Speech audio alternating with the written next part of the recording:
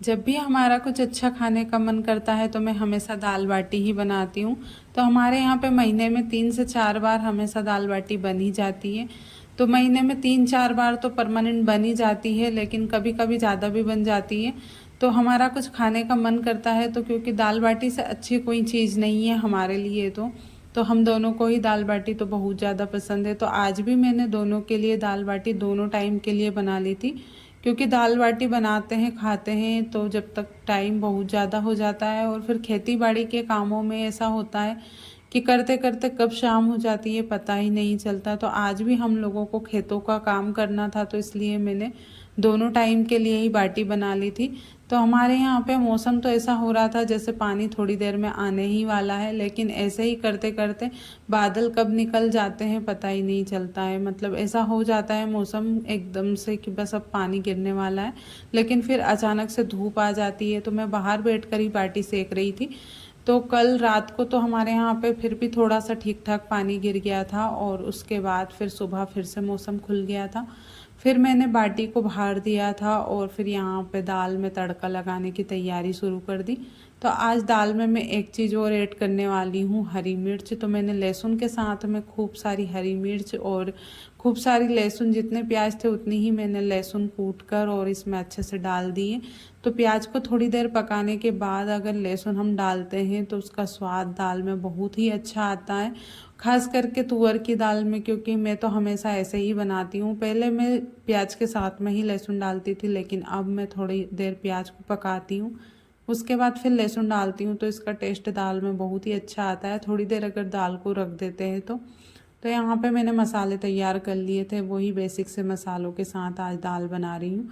तो हमेशा बेसिक से मसालों के साथ ही बनाती हूँ, कुछ भी एक्स्ट्रा मसाले इसमें ऐड नहीं करती हूँ, क्योंकि दाल तो जितनी सिंपल तरीके से बनाते हैं उतनी ज़्यादा टेस्टी लगती है। तो आज दाल के साथ मैं चावल भी बनाने वाली हूँ। तो कभी कभी ना दाल बाटी खाने का कुछ ज़्यादा ही मन कर जाता है, और कंडे वाली बाटी का तो टेस्ट एकदम अलग ही होता है। तो हम लोग गांव के लोग ना रेस्टोरेंट का खाना इसीलिए याद नहीं करते हैं, क्योंकि घर पर ही खाना इतना ज़्यादा टेस्टी बन जाता है, तो बाहर के खाने की तो बिल्कुल भी याद नहीं आती है। तो कभी कभी मन करता है कि हम लोग भी बाहर जाकर खाएं, लेकिन जब भी हमारा मन करता है बाहर जाकर खाने का तो बस मैं घर पे दाल बाटी बना लेती हूँ। और ऊपर से मैंने डाल दिया था इसमें एवरेस्ट मसाला। तो आप लोग सोच रहे होंगे इतनी ज़्यादा दाल और 2 लोगों के बीच में, तो मैंने आज चावल भी बनाने हैं मुझे। तो चावल के साथ दाल और बाटी के साथ में दाल ज़्यादा ही लगती है, तो मैंने दोनों टाइम के लिए दाल बनाई है, सुबह और शाम के लिए। क्योंकि थोड़ी बहुत दाल बाटी बच जाती है तो फिर दोनों को ऐसा लगता है कि मैं खा लूँ या मैं खा लूँ, तो इसलिए फिर मैं थोड़ा ज़्यादा बनाती हूँ। और फिर ऐसा होता है काम करते करते शाम का टाइम हो जाता है, तो फिर शाम को खाना बनाने में भी प्रॉब्लम आती है, तो इसलिए फिर मैंने बाटी थोड़ी सी ज़्यादा ही बना ली थी। फिर जो राख में मैंने बाटी भर कर रखी थी वो बाटी निकाल ली थी, तो एकदम फुली फुली सी बाटी बन गई थी।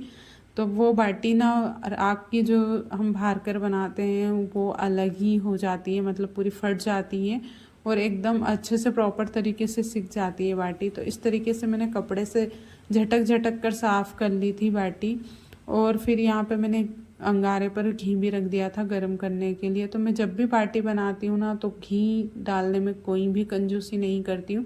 जब घी अच्छा रहता है घर में ज़्यादा रहता है उसी टाइम पे जब भी मैं बाटी बनाती हूँ, नहीं तो मैं बाटी अवॉइड करती हूँ। क्योंकि ना जब बिना घी से जब बाटी बनती है, मतलब थोड़ा थोड़ा घी लगाते हैं, तो वो बाटी में इतना अच्छा टेस्ट नहीं आ पाता है। तो इसलिए मैं जब भी ज़्यादा घी रहता है जब भी बाटी बनाती हूँ। तो यहाँ पे मैंने बाटी में भर भर के ऐसे डुबो डुबो कर घी में और बाटी को अच्छे से चुपड़ा था, और उसके बाद फिर मैंने चम्मच से भी इसमें घी डाल दिया था।